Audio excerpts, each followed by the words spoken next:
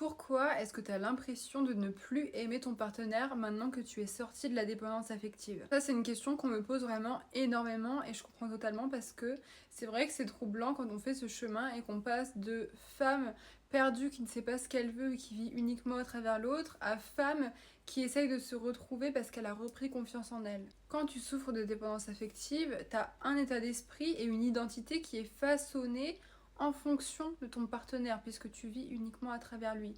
Et forcément, quand tu vas sortir de la dépendance affective, ça va être un long travail pour savoir qui tu es et ce que tu désires réellement, parce que tu dois déconstruire cette identité et cet état d'esprit pour retrouver ce que tu veux vraiment et qui tu es au fond de toi. Et en fait, il va y avoir deux écoles. Soit tu te rends compte que ton partenaire ne correspond pas du tout à tes nouveaux désirs, et à ceux que tu as mis de côté en t'engageant dans cette relation parce que tu étais avec lui par peur d'être seule, ce n'était pas de l'amour mais bien de la dépendance affective.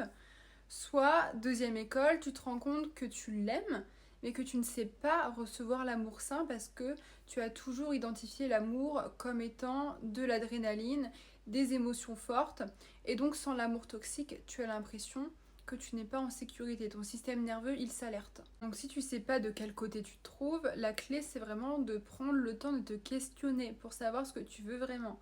Tu peux pas trouver du jour au lendemain, là, en claquant des doigts, ce que tu désires réellement en amour si ça fait des années que tu es dans le déni de ce que tu recherches. Quand tu sors de la dépendance affective, tu commences à redéfinir qui tu es en tant que femme en dehors de cette relation. Donc forcément, déjà, ça va instaurer une sorte de distance émotionnelle entre toi et ton partenaire, ce qui va faire que, au lieu d'être collé comme vous étiez avant, comme ça tout le temps en permanence à vouloir tout contrôler, tu vas te sentir distancé de lui. Mais c'est pas quelque chose de mauvais. Donc ça ne veut pas dire que tu n'aimes plus ton partenaire, mais que tu l'aimes d'une manière différente, de façon saine. Parce que l'amour sain, c'est pas toujours vouloir fusionner avec l'autre, c'est avoir des moments où on est très proche, mais aussi savoir se distancer pour chacun conserver son espace personnel. Et personne n'en parle en général, mais c'était vraiment dur de recevoir de l'amour sain quand on n'a connu que l'amour toxique, parce que ça demande vraiment un changement total de perspective sur la façon dont l'amour se manifeste et apprendre à le recevoir. C'est pour ça que tu peux avoir des difficultés à croire que tu mérites bien cette forme d'amour-là et à te détacher des schémas de contrôle inconscient que tu as toujours connus jusque-là parce que tu cherchais à te protéger et tu cherchais à répéter l'histoire de fond que tu connais déjà. Et puis accepter l'amour sain au-delà de tout ça, c'est reconnaître qu'on mérite de recevoir l'amour de l'autre sans avoir besoin de prouver constamment notre valeur, sans avoir besoin de se sacrifier et de faire passer constamment l'autre avant soi.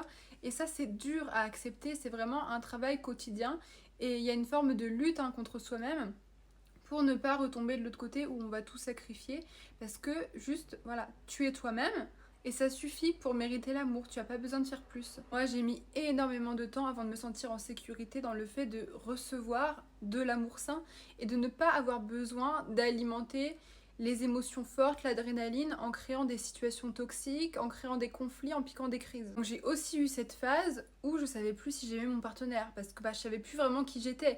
Et quand tu ne sais plus qui tu es, comment est-ce que tu veux savoir ce que tu désires réellement pour ta vie? Tu ne peux pas. Donc ce que j'ai fait, c'est que j'ai commencé à me poser des questions. Je me suis demandé ce que je voulais pour ma vie de femme, quelle était ma vision pour ma vie de femme et quelle était ma vision pour ma vie de couple. Mais les deux bien séparément. Ça, c'est un travail qui m'a pris plusieurs semaines parce que tous les jours, je prenais le temps justement d'affiner ma vision et de comprendre ce que je ne voulais plus et ce que je voulais pour la suite, ce qui allait être le meilleur pour moi. Et donc à cette étape-là, j'ai réalisé que mon partenaire, je l'aimais. Juste, jusque-là, je n'étais pas en capacité de l'aimer sainement. Et donc c'est ça qui me faisait peur. Mais si en te posant toutes ces questions, tu te rends compte que ton partenaire, au final, il est en désalignement total avec ce que tu veux vraiment pour la suite, eh bien c'est parce qu'il est temps de quitter cette relation et de vraiment rencontrer justement la personne qui te correspond en laissant de côté ta peur d'être seule et ton besoin de validation. Moi j'ai appris vraiment à me sevrer de cette adrénaline, arrêter de chercher des conflits et travailler sur mes croyances pour réaliser que non, en fait, l'amour, c'est pas censé être des papillons en permanence parce que les papillons dans le ventre, c'est signe de stress, d'un système nerveux dérégulé. C'est pas censé non plus être se prendre la tête en permanence parce que voilà, ça te fait des pics d'adrénaline et puis après, on se réconcilie, etc. Non, c'est pas ça. L'amour peut t'apporter tranquillité, sécurité. Et j'ai vraiment dû intégrer que Quand il y avait tous ces sentiments-là, ça voulait pas dire qu'il y avait plus d'amour, justement. Ce qui m'a énormément aidé, c'est que je m'étais établi une petite routine où je faisais énormément de cohérence cardiaque, de la sophrologie, je respirais beaucoup pour revenir dans mon corps, apprendre à m'apaiser, parce que moi j'étais tout le temps sur ce mode survie où je recherchais du stress dans les situations.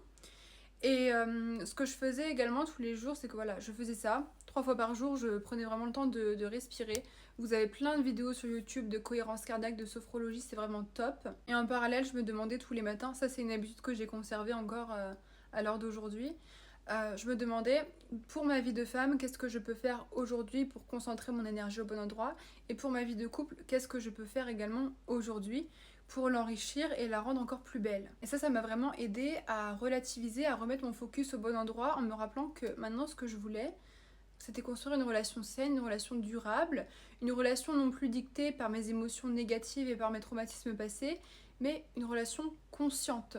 Donc comme ça, dès que j'étais dans cette recherche de revenir à quelque chose de toxique, eh bien ça me ramenait à l'instant présent et mon focus depuis que j'utilise cette méthode est toujours au bon endroit. Je dis pas que c'est parfait parce qu'aucune relation ne l'est, mais au moins ma relation est totalement alignée avec la femme que je suis aujourd'hui parce que je prends toujours des décisions, je fais toujours les choses avec le cœur et non plus avec la peur. Si aujourd'hui tu sais plus si tu l'aimes vraiment, prends le temps de te poser, ferme les yeux, visualise-toi si tu te vois heureuse avec lui à tes côtés dans quelques années. Si cette vision t'apporte plus de malheur que de bonheur, c'est parce qu'il est sûrement temps pour toi de laisser partir cet homme de ta vie pour accueillir le meilleur.